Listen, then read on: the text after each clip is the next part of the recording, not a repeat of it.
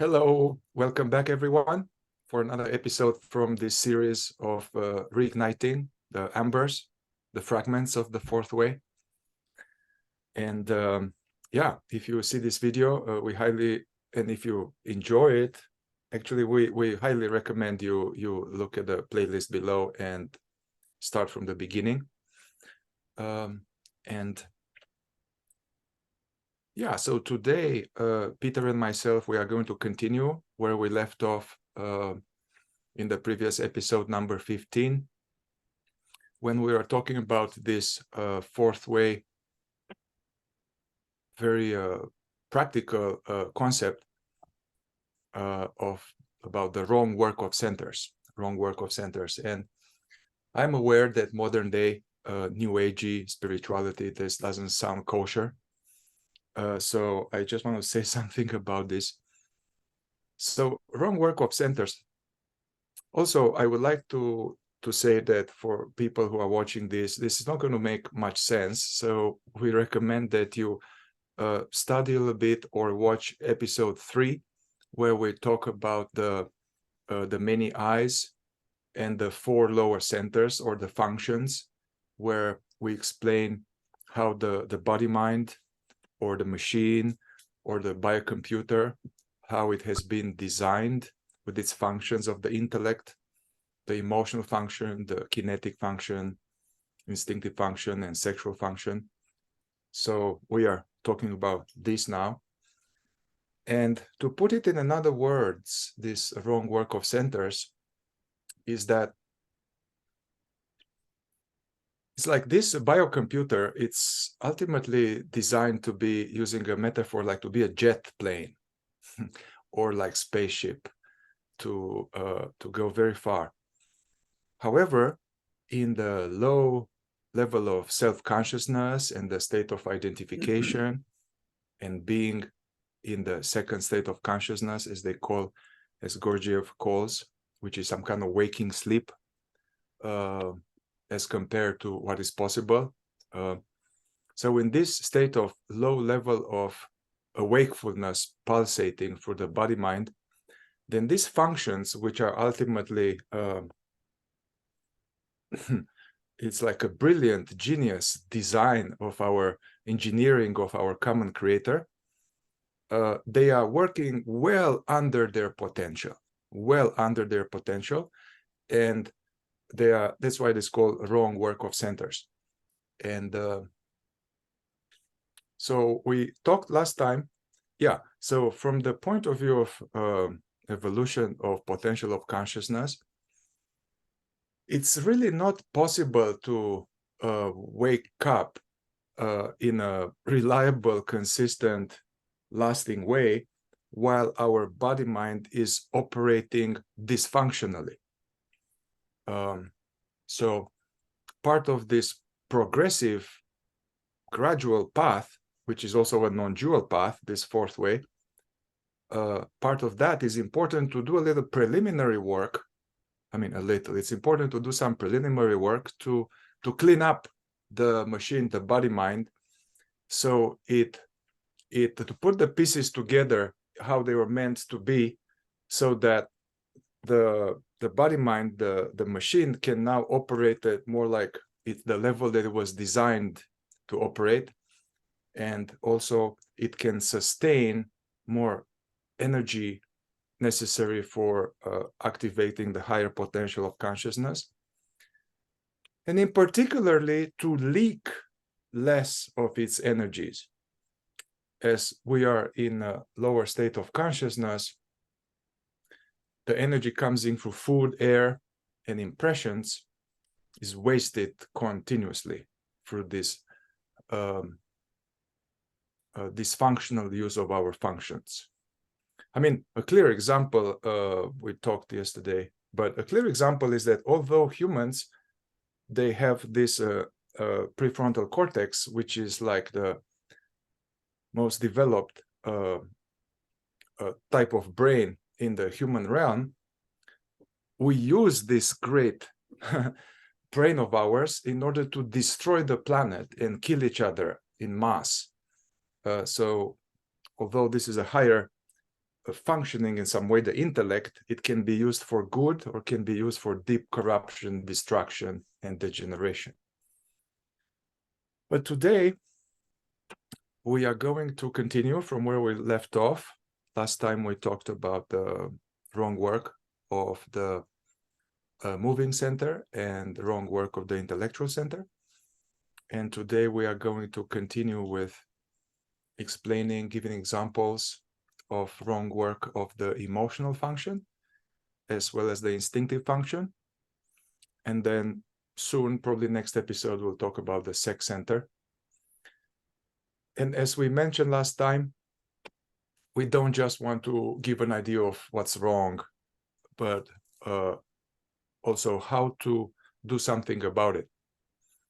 And all of this wrong work, right work, it's all connected to in the idea of raising the level of consciousness and being more awake, more conscious, more often.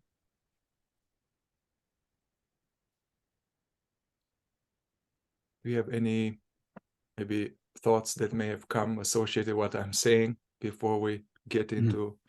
Yes, just center? Quickly, the idea of wrong work of centers, if that's hard for someone to digest at first, could also be seen as what we're talking about is the mechanical operation of the centers, how they operate by themselves without very much consciousness, as opposed to us consciously using, you might say, being the operator behind our centers when they're functioning.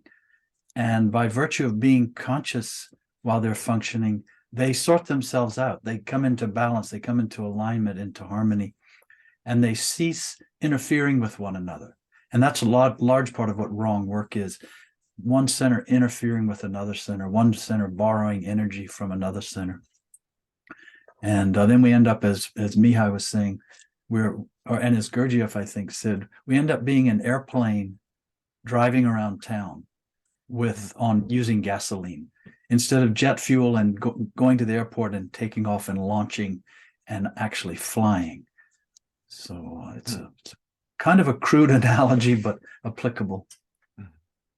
Yeah, that was the only thing that really came to mind, Mihai, as you were outlining. Yeah. Giving the introduction. So this idea that these functions are functions of the master, functions of the presence. So the body mind is like a vehicle through which the consciousness, the presence, the spirit operates in this world to function and to grow and evolve, have a sense of mission and purpose. So when the master is asleep or is checked out, is drunk, is not at home, then the vehicle is going to operate chaotically. So yeah, let's start with the emotional center. And yeah, would you like to take it from here? We already did an episode, of course, on the topic of inner considering. That's a primary example of the wrong work of the emotional center, where if you just think of the arena of our relationship to other people, and this is where our emotional center comes into play in large part in our lives. It's how we experience ourselves and what we perceive about how we experience ourselves in relation to other people and what we perceive about other people. And so all this internal consideration where we feel like people are not giving us our due or are not paying us enough attention, or where we feel conversely, we're not giving enough due to someone else. We're not showing them enough respect. And so and because of that, we tend to give up our own opinion or give up our own preferences, and we feel we must defer to someone else. And this is inner considering, and its main component, you could say, is emotional. It's happening from our emotional center. And it's an emotional sense of me. So when we inner consider in the ways I just sort of described somewhat theoretically, this is wrong work, as opposed to me being emotionally just more aware of other people and what they may need or what they may be about, but it doesn't correlate to my identity, my emotional identity. It's just an organ of perception. And then the emotional center becomes simply an organ of perception instead of an organ of reaction that turns into a feeling of identity. Yeah, it's interesting. I like this idea of the emotional center, which could be correlated with the heart chakra. Ultimately, yeah, it's being an organ of perception is that it senses things. It senses things in the relational field. If it were to operate at its right, if it were to operate, it is meant to operate.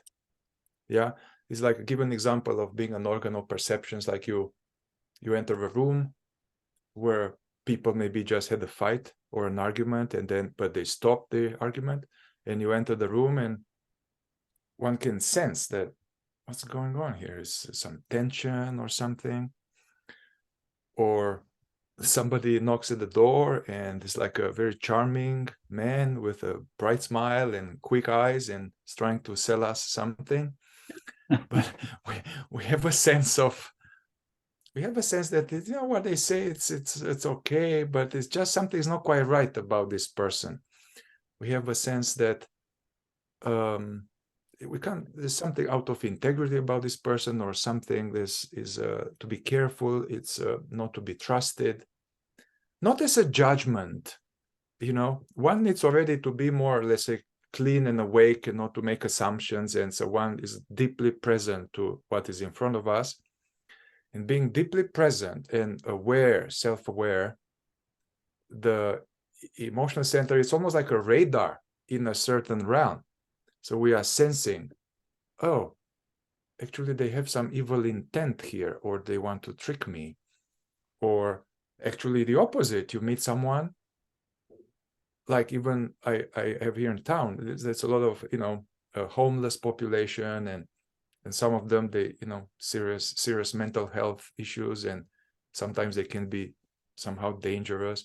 But there's one gentleman that I can see is on the street, and it looks like how it looks, but in his eye, there's some kind of kindness and goodness, and there's some kind of sense of reliability. And one time I got stuck in the snow. He just helped me out. He came, he made a lot of effort, this homeless person, to help me out.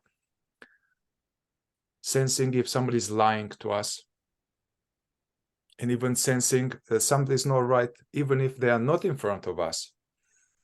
So, but for that to happen, the emotion center has to be cleaned up from embroidery, from making stories, from taking things personally, from negative emotions, and we are going to talk about this. So it's like an additional radar, you know, like with the seeing, we can sense threat in the instinctive, we can sense threat in the world, and we can scan for danger in a dark alley in the night.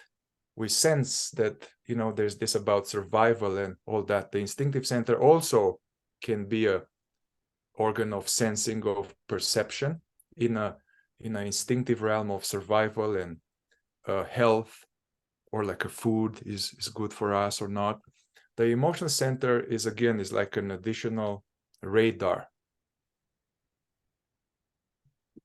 Also, we, you know, the emotional center is also how we communicate to other people emotionally. And I was thinking another example of wrong work that happens is, let's suppose you like someone emotionally. You find that you like them.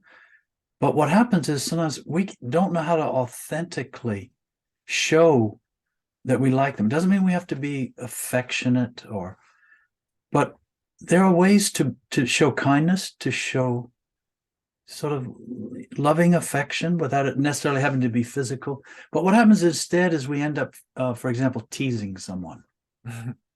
And we like them, but we're always just teasing them. And it's like immature emotional interaction. Now that's teasing is fun a little bit. It has its place now and then, but it becomes a regular thing.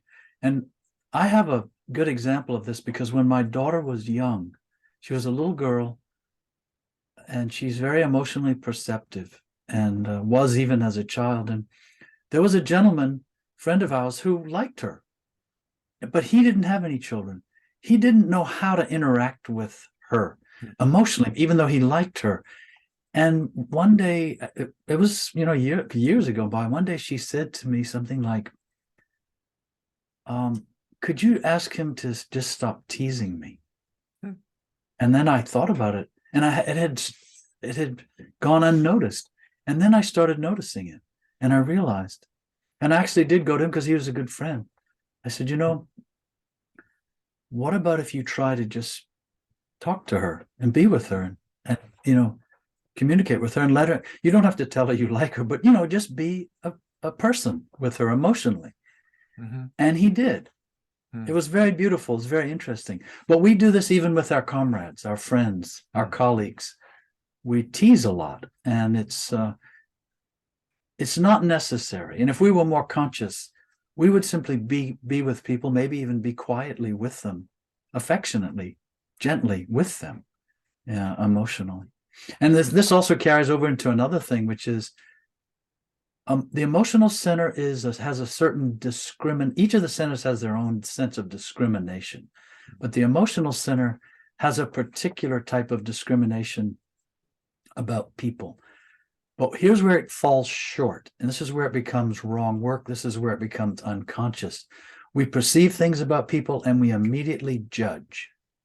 This is the emotional center sort of putting on a blinder. Rather than looking at someone, even we see someone and our first reaction is we don't like them or something.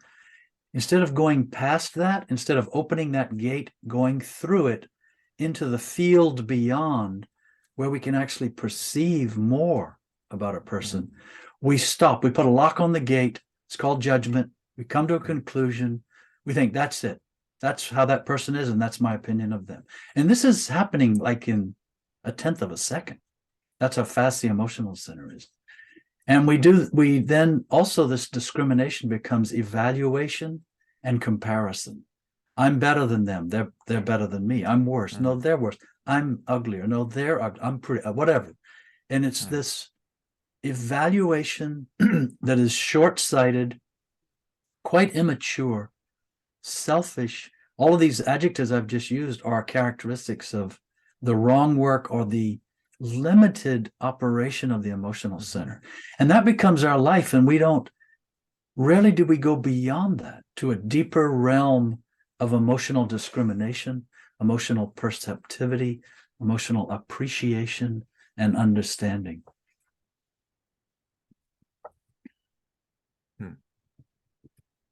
What you just said linked to me to this idea that in the fourth way, the system, there are different, like multiple holograms through which, or lenses through which we look at the machine, the body mind. So there's idea of the centers, which are the functions. We look at it like that. There's another one, we look at it as a body type, which we are going to talk later about it. There's another lens where we look at from the point of view of false personality, ego, and essence. So, and they're all overlapping, at the same time. So it seems, I mean, it's for sure that, so this emotional function can be now used by false personality. So what you just described, the being caught up and knotted up in inner considering, or caught up in judgment, or being better than, or being less than, self-pity or self-deprecation or inflated false personality, arrogance, superiority. So this is all like the emotional center is being who is in charge now? Who is operating through the functions? It's the ego now, judging, considering, feeling like better or worse. But at the same time, if you go into the Amazon, hopefully there are some more tribes there left or left alone, or in Australia, they don't know about self-consciousness. They're not interested about this, but they are in essence, so their emotional center, their intellectual center will operate much differently. And yeah, we are trying to here to through the inner work of becoming more conscious and diminishing these unconscious mechanical behaviors, the operator of the functions shifts or upgrades. So it's more like our essence, or our part of us that is interested in the work, is generally interested in these ideas and is interested to wake up and grow. And later, the true identity, the true sense of self as the presence, is the operator. So depending who is operating there, and who is operating depends on the level of wakefulness, which will trickle down to the functions that will work below its capacity, to its capacity, or to the optimized capacity.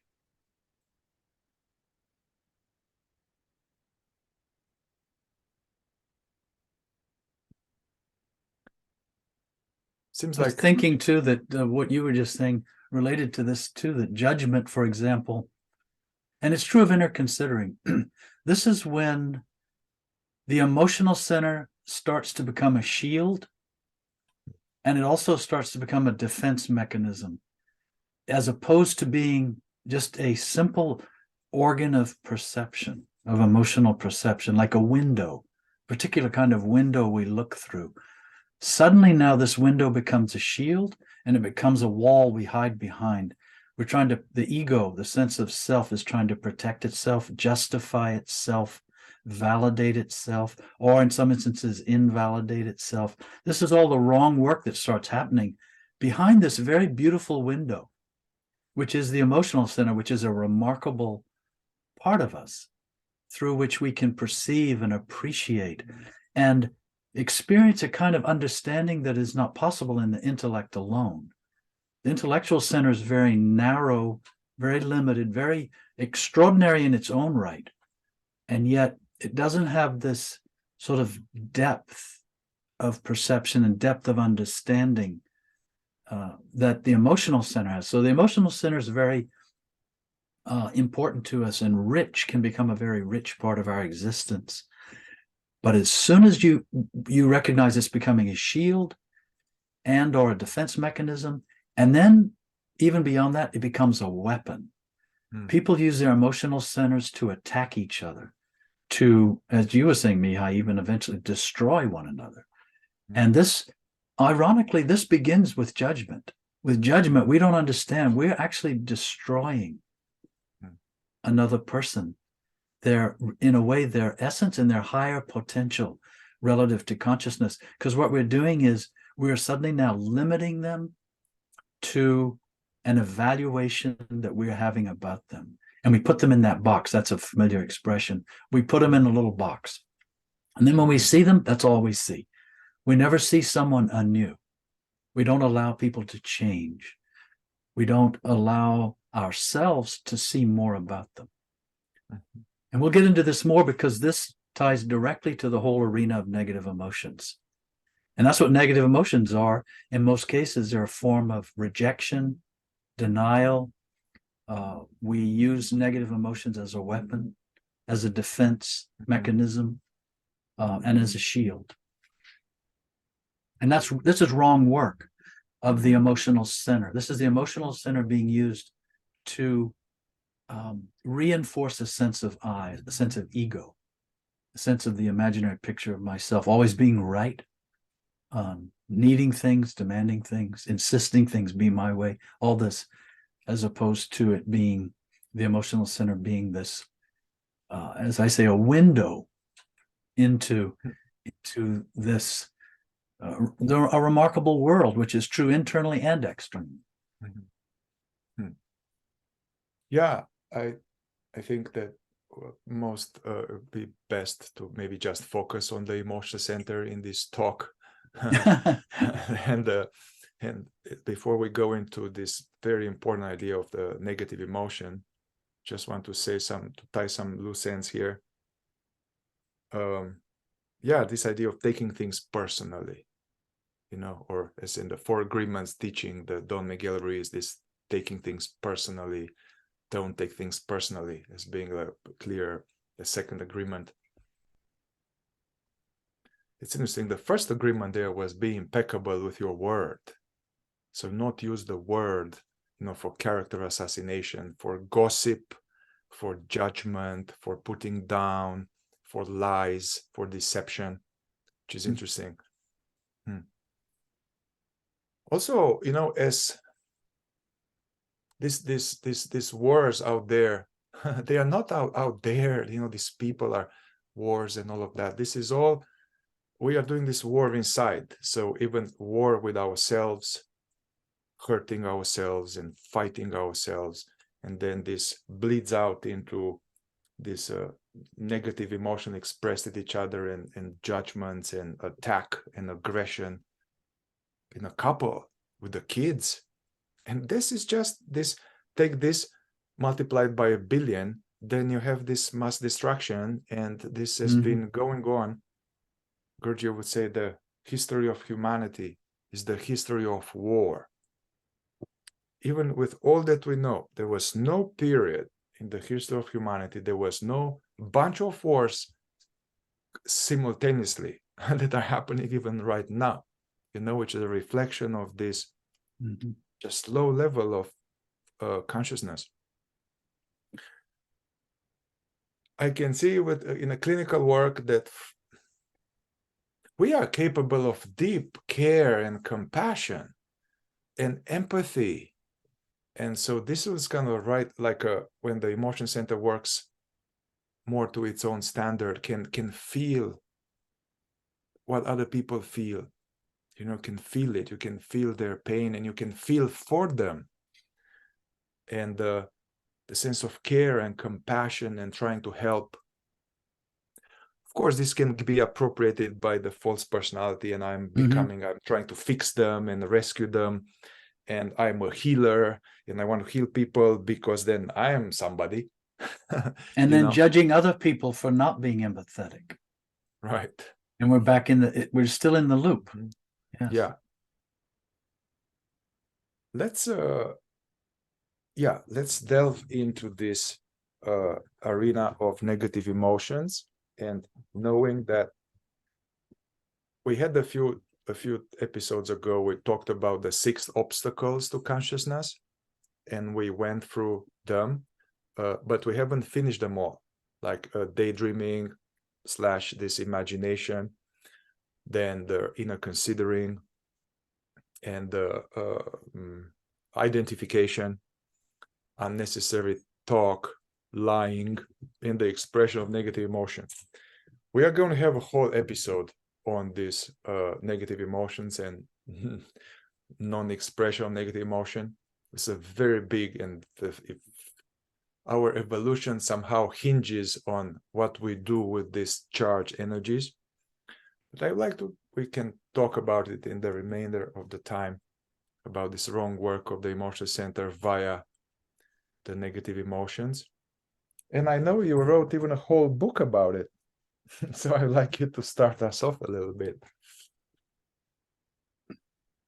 I'll start by saying this, that it's important to understand too, as we're explaining all this, when we talk about the wrong work of the emotional center, and when we talk about negative emotions, it's not that they are bad.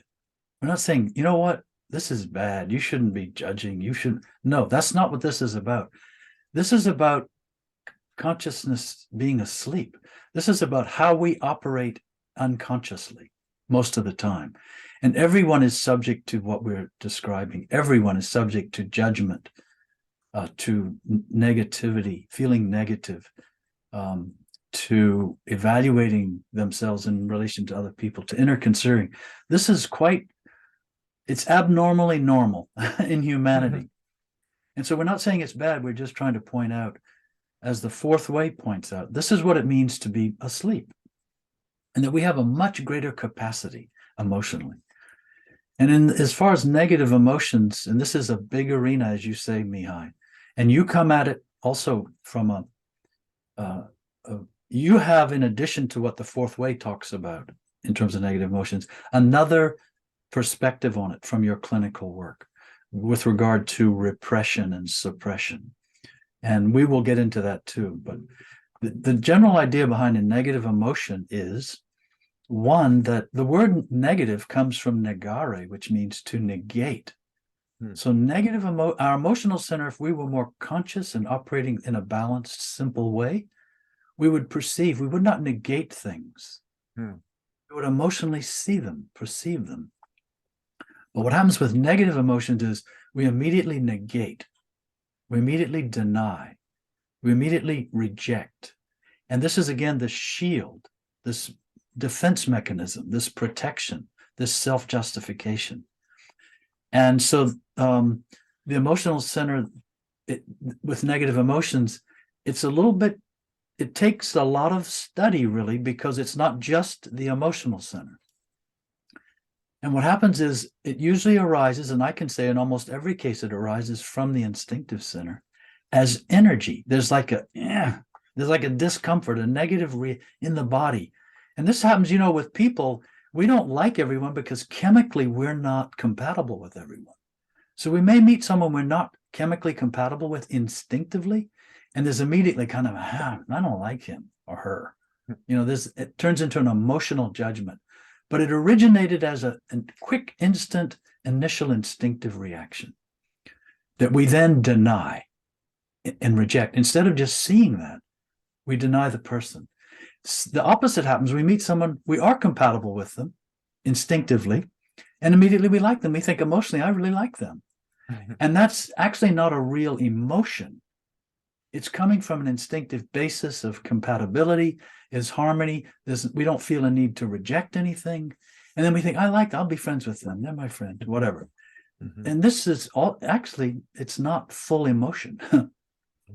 But negative emotion is when something happens that does not agree with our idea of what we think should happen or how we should be treated. Should is an important word here. Ought to be treated. My life ought not be going this way. And then we become negative about it. And we conclude that the negativity we're experiencing is the result of something that happened to us from the outside. We think that circumstances are convening to make us negative, when in fact the negativity arises from within us. It has to do with our attitude and our sense of ego needing to uphold itself. And then we become negative. Like someone pulls in front of me in traffic. I'm convinced they did it on purpose, or at least almost on purpose. And now I'm negative. But actually, it's the negativity is in me. The reaction came from inside me, not from the circumstance. So this is the kind of thing we'll be talking about. And we'll see that, once again, it's the emotional center kind of operating on its own without consciousness, without any consciousness associated with it.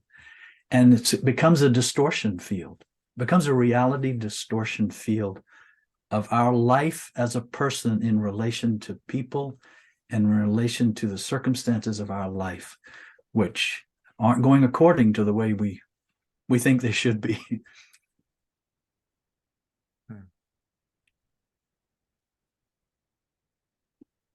Yeah, with the example of cutting in traffic, initially there's fear. Shock, fear, adrenaline, and then embroidery. Oh, motherfucker, what is this? Who is he that is doing that? It gets like irritation, anger, rage. I notice it's interesting that the people The people that have this quality of being really nice, nice and very always saying yes, and it's hard to say no, and it's hard to put boundaries, and they are very super kind and loving, which underneath it's actually emotional repression. They are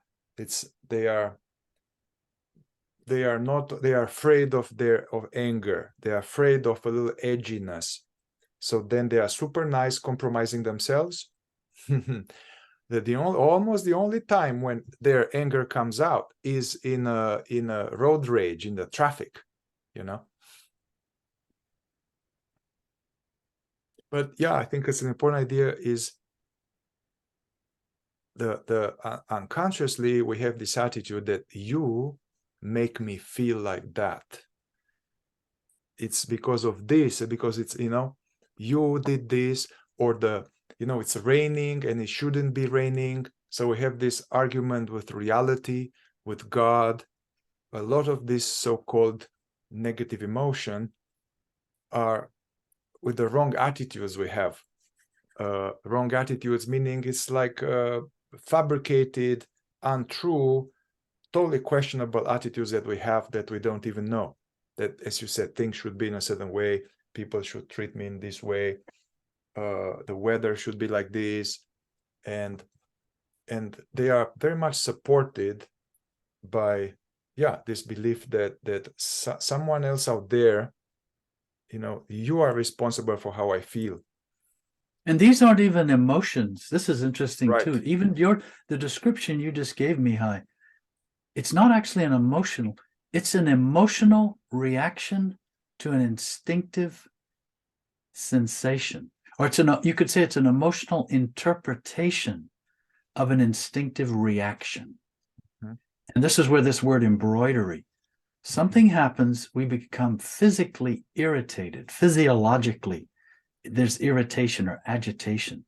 Then it very quickly is embroidered upon as through the feeling of me, through I. Mm-hmm.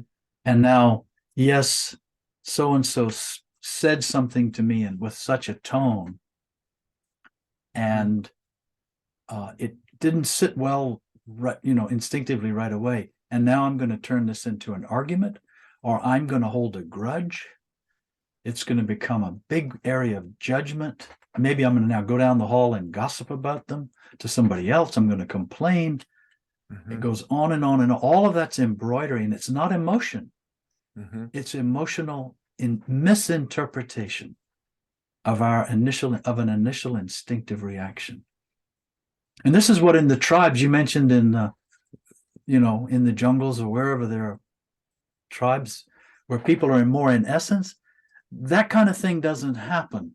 It's not a property of essence. It's a property of what the fourth way calls false personality. There would be simply, oh, Joe stepped on my foot and it hurts.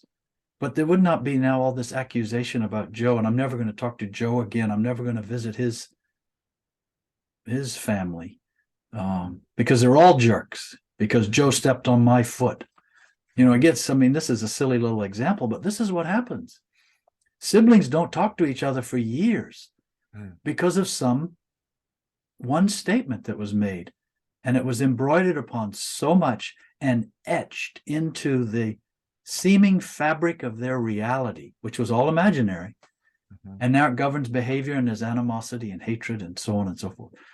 Mm-hmm. All embroidery, all negativity. And again, the point being, what does this do? It keeps us asleep. We're now asleep in this feeling of identity, and we're locking other people into our idea of their sense of identity. We build prisons. This fourth way calls sleep as, we're in a prison. Consciousness this is part of the prison it's in. And this goes on all day in little ways for most people. Mm-hmm. That's interesting that although it's a movie, all that, but you see these movies with American Indians but there's some truth in that, because they are more like grounded, less reactive, more simple, even if there is suffering or hurt or war, there's this kind of sense of different vibe, which I think there's some truth about that. They portraying some kind of strong essence, living from essence with less embroidery. Another idea is that it's not that emotions, we shouldn't have emotions. Like, we are not talking about that. Like, we have like sadness, there's sadness, there's loss, there's grief, there is anger. Sometimes, like, it's not that anger is bad. It can be anger, frustration, sadness, some kind of sense of shame or conscience, or fear, concern, worry. These are all kind of natural emotions. When we talk about negative emotions, this is actually, as Peter said, it combines with some negative imagination, with some thoughts. It is taken personally. There is the uncomfortable energy in my body that I'm not aware of, but that subconsciously I don't like, and I want to get rid of it. And then it's their fault, and then I shouldn't feel like this, so it becomes also, from the clinical work, I have seen over and over, whenever there's this trigger, there's a trigger, there's this embroidery happens in the present linked to some other past experience in my subconscious, because she said this something which is pretty neutral, but it linked automatically to a memory when somebody who said something like this or somebody looked like that hurt me.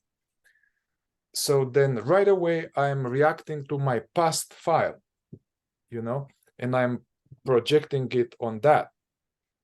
So yeah, a lot of our triggers which lead to blowing out, either they are connected to some present lack of a wakefulness with some past hurt that is stored in my body. And the good example is that you take 5-10 people, and there's the same situation happens to them, they will react different based on how it was interpreted.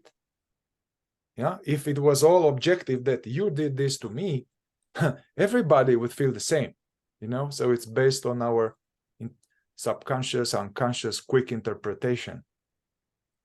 And if we were more balanced, emotionally more mature, and consciously more aware, when things happened, they would still affect us in the body and in our mind, in our force. They would still have, because we are, as the fourth way says, a stimulus response machine, or a stimulus response mechanism as a human being. And so when things would happen, it would circulate throughout our entire body and mind. There'd be a very full reaction, and there'd be a very full circulation and experience of it. What happens instead, due to wrong work and due to consciousness being dormant or more or less absent, is that one of two things usually happens. One, it either gets, as you know, Mihai, suppressed, repressed, gets pushed down, it gets shoved into some compartment in us, so sort of keep it quiet, or it gets expressed outwardly. And the fourth way focuses primarily on the latter. But as we talk about these, we're going to focus on both, because both are wrong work, and both you could say keep consciousness asleep, or a result of consciousness being asleep. But why is this important? It's important because the perception that originally came through consciousness and is now interpreted through the body and the mind starts to take on a life of its own, an identity of its own. It becomes our identity. Mm-hmm. And that can happen through repression, suppression. I think that's fair to say, Mihai. And it becomes lodged deeply in us, and it governs our behavior and our attitudes and our outlook as long as it's there. And the same thing happens when we express these negative emotions. It seems like, oh, I let go, I let off steam, I feel better. But in fact, what we've done, we have now kind of given physical, cellular identity to a negative emotion. It's like it now has a life of its own. It's no longer affiliated with a perception of consciousness. It is now as though I've sent, imagine me sending sort of images of myself out into the world. Oh, there's another one, another one, another one. And I'm becoming more embodied. But now when I express it, it's gone. It's gone. That energy is completely gone. It can no longer be, consciousness can no longer do anything with it. And the whole idea in the fourth way of non-expression is it's a preparatory step for what is called transformation, the transformation of negative emotions, which means the transformation of that original energy that out of which the emotion came and was embroidered upon.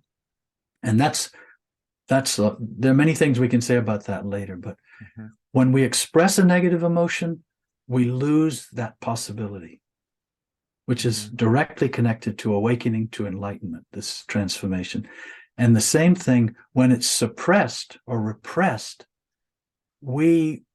it's like we put it where, as money, we put it somewhere where it can never be spent in the right way.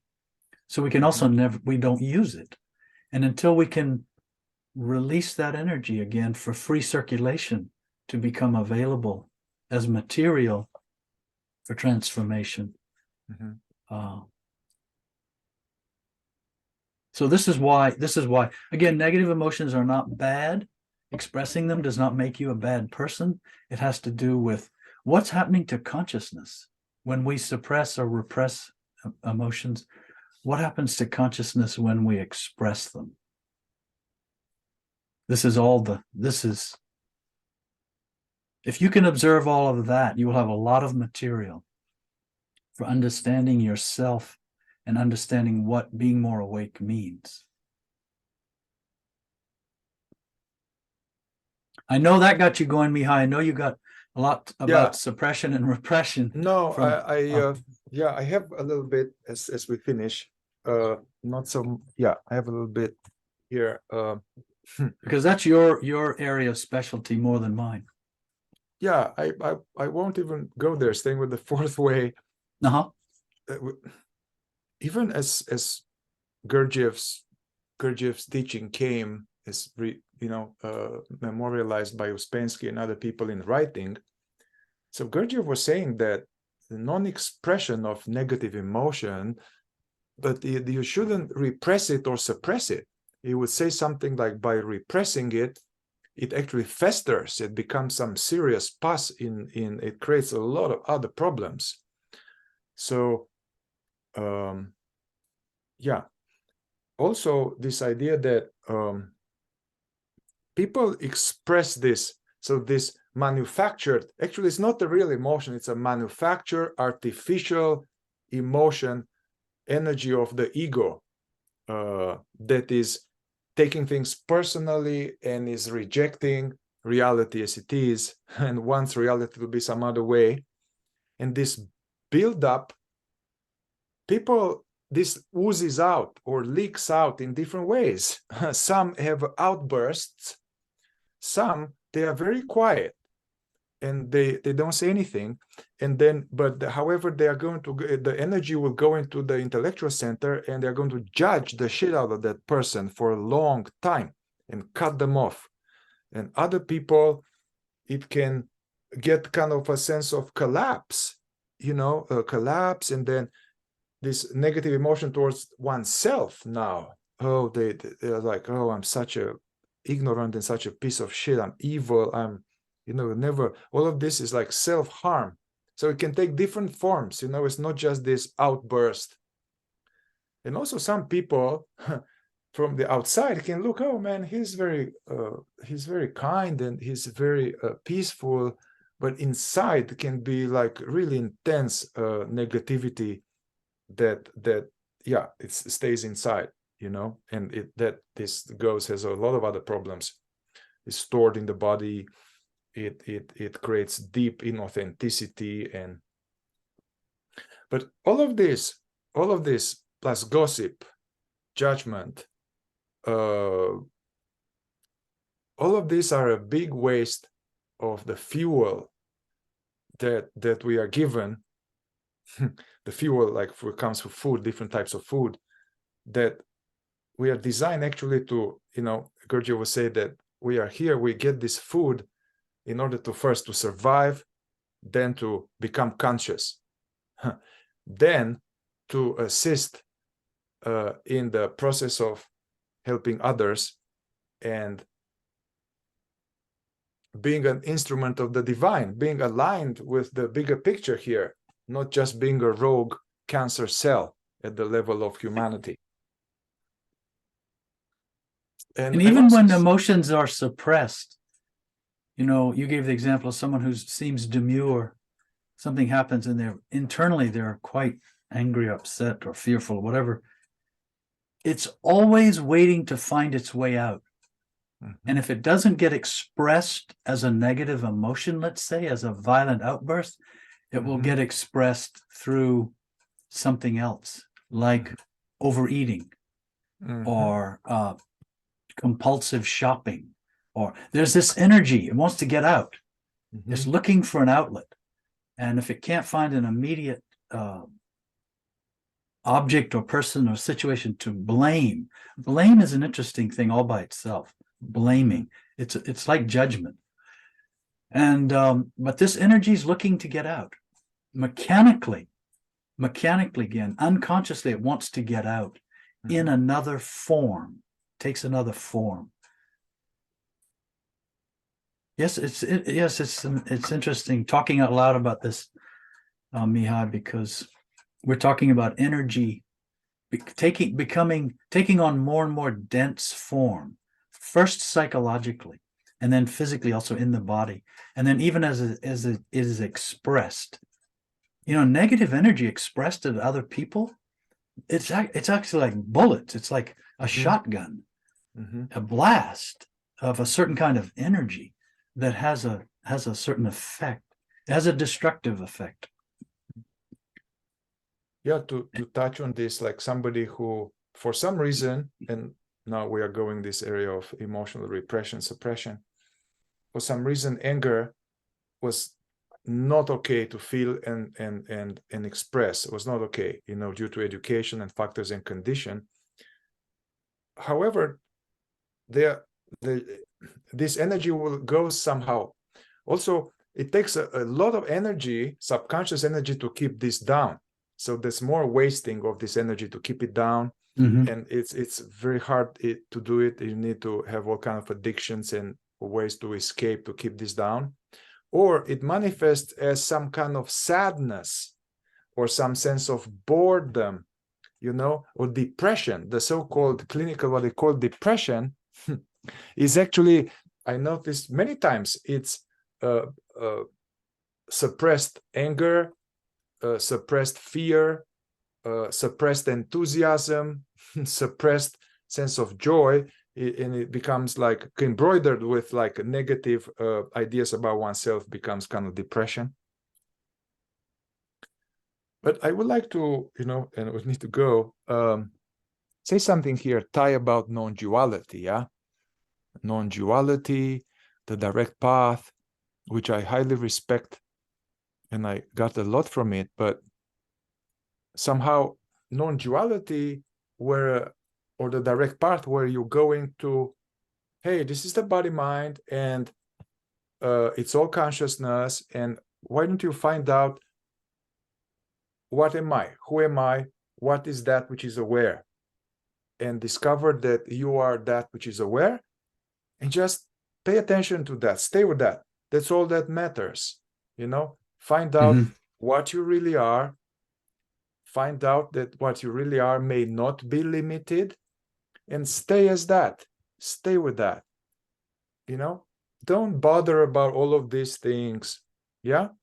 Well, this is going to work for somebody who has already balanced their centers, they cleaned up their false personality ego, they processed some of the past hurts and pain body and traumas, that is going to work.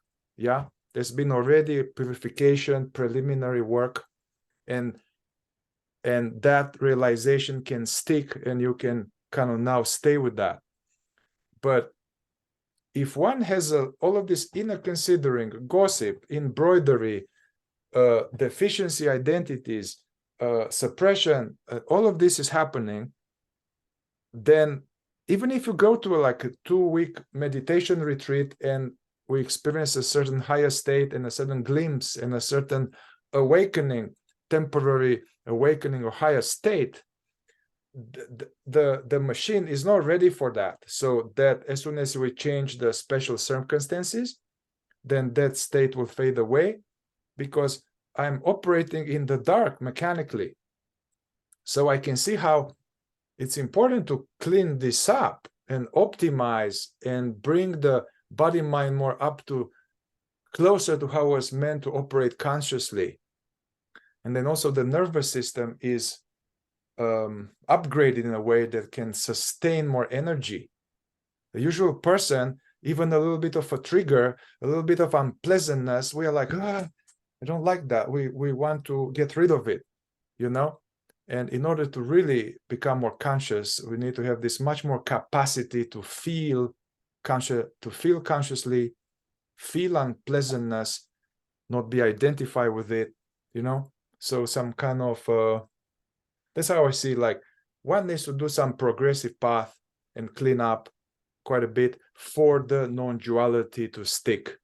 You know, this is the old idea in the old, I call them old past Eastern traditions around the idea of purification. That there has to be a period of purification, and that's what you're speaking to. And the fourth way, this whole idea about negative emotions, understood rightly, is about that. Because it's not, the fourth way doesn't just say don't express negative emotions. No, the non-expression of negative emotions is meant to be a tool for being able to examine internally what's going on. And it's like it becomes almost a flashlight. You use it to turn on the flashlight and go inside and look and see, where did this come from? What's this about? Why do I have such a feeling of identity wrapped around this reaction? Why am I feeling so defensive? And if you look at all those words we mentioned, suppression, repression, depression, expression, they all have the same root, which means to push. We're either pushing it out, we're pushing it under, we're pushing it back, we're pushing it down, pushing it away. That's what we're doing with our experiences and our reactions. And our sense of identity forms largely as a result of that. Instead of experiencing what is happening and being honest with ourselves, being more conscious about what's going on. And even when it's terrible and it hurts and all that, to feel that and experience that without necessarily having to shape the core of our identity. And this is where this ties into the whole idea of consciousness and awakening, transcending identity. But we can't do that until we're clear about what it is that needs to be transcended, because otherwise we're in it. We're caught in our own pushing under or back or out or and so on. Peter, what's the name of the book that you wrote about this topic? It's a non-expression of, it's called title? Transformation of Negative Emotions. Transformation of Negative Emotions. So yes, but it's all it's broken down into chapters and stages, and with transformation being, the last stage, which goes on to be connected not just to the transformation of negative emotions, but the transformation of suffering, real suffering. You can't transform your suffering until you can transform your negativity about your suffering. So it's no, yes. I wanted you to say that because, so here also you have a link to Peter's website where he has several highly recommended books, and among which there's one book totally focused on this, getting very detailed scientifically about how to do that. And, you know, for people who know me and appreciate my work, I was 20 years old when I met Peter. And then, yeah, he wrote this book a long time ago, and then you upgraded it. So I remember talking to Peter as a young man, and yeah, it was highly useful then, highly useful now. And if you are serious about this work, I invite you to get that book. All right, I gotta go, Peter. So we will continue with this. Yes, we've just opened the door on this. Yeah. Yeah. Thank you, Mihai. Yeah, thank you.